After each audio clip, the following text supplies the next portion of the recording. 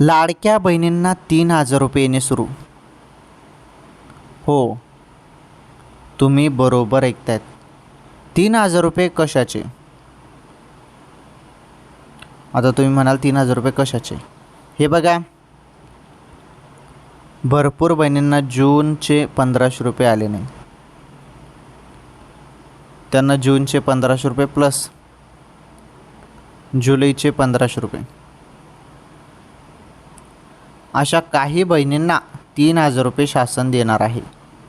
म्हणजे थांबलेला हप्ता पण आणि चालू महिन्याचा जुलै महिन्याचा हप्ता पण एकत्र या 2 महिन्याचे 3,000 रुपये तुमच्या खात्यामध्ये जमा केले जाणार आहेत. आणि ज्यांना जून महिन्याचा हप्ता मिळालेला आहे त्यांना जुलैचे 1,500 रुपयेच मिळणार आहेत. आलं लक्षात?